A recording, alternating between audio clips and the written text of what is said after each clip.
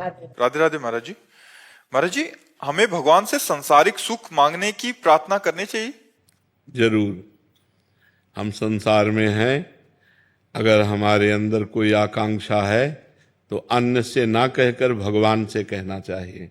भगवान ने 4 प्रकार के भक्त बताए हैं, आर्त, अर्थार्थी, जिज्ञासु और ज्ञानी। आर्त संकट निवृत्ति के लिए केवल भगवान का आश्रय, अर्थार्थी धन प्राप्ति के लिए केवल भगवान का आश्रय, जिज्ञासु अपने आप को भगवान के चरणों में समर्पित करने के लिए जो ज्ञान चाहिए, हमारी हर जिज्ञासा की पूर्ति जगत गुरु भगवान से, और ज्ञानी जो भगवान में अभेद हो चुका है, जो भगवत स्वरूप हो चुका है, ब्रह्मविद ब्रह्म भवति। तो हमारे शास्त्र आज्ञा करते हैं कि अगर हमें अर्थ की प्राप्ति चाहिए तो केवल भगवान से चाहिए। हम भगवान के ही आश्रित रहें, किसी व्यक्ति के आश्रित न रहें, और प्रयत्न करें, प्रयास करें, खूब नाम जप करें, भगवत स्तोत्रों का गायन करें, भगवत आराधना करें, और भगवान से धन चाहें तो प्राप्त हो जाएगा। पर ध्यान रहे, जब तक पाप रहेगा तब तक नहीं प्राप्त होगा। जब आपका पाप क्षय पहले करेगा नाम जप, तब आपको प्राप्ति होगी। केवल कामना करने से धन की प्राप्ति नहीं होगी।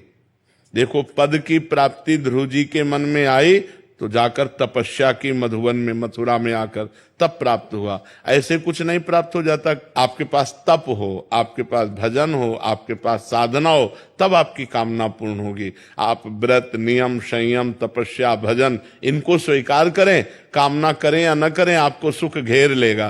और आप ये सब ना करें तो लाख कामना करते रहो, किसी मंदिर में जाके ऐसे पूर्ण होने वाली है क्या? कभी तुक्का लग जाए पुण्य का तो बात अलग की बात है, न कि नहीं ऐसे पूर्ण होने वाली नहीं।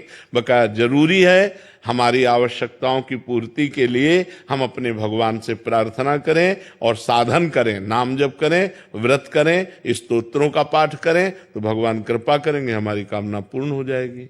महाराज जी, अलग अलग कर्म स्वरूप अलग अलग फल मिलता है महाराज जी। जैसे कोई अच्छा पुण्य कार्य कर दिया, प्याऊ लगा दिया है, भंडारा, जैसे जो धनी पुरुष है महाराज जी, उन्होंने भी तो पाप किए होंगे महाराज जी। हाँ, तो इनको पाप का फल मिलेगा। हाँ, पाप का फल मिलेगा। अभी पुण्य का फल चल रहा है, इसलिए विध्वंस हो जाएंगे। जो पाप करेंगे, चाहे जितने बड़े धनी हो, मिट्टी में मिल जाएंगे।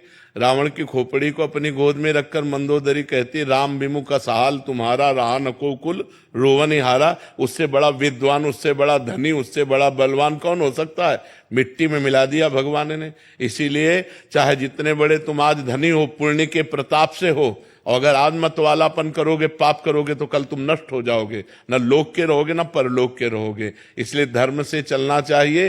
वर्तमान के सुख दुख को देखकर प्रभावित नहीं होना चाहिए। कोई धर्म में चल रहा है, दुखी दिखाई दे रहा है, उसका पूर्व का पाप चल रहा है, वर्तमान में बहुत अच्छा चल रहा है। कोई वर्तमान में बहुत गलत चल रहा है और सफलता को प्राप्त हो रहा है, तो उसका पुण्य काम कर रहा है, लेकिन वर्तमान का कर्म जब फल देगा तो नष्ट हो जाएगा, क्योंकि वर्तमान में वो गलत कर रहा है, अधर्म कर रहा है।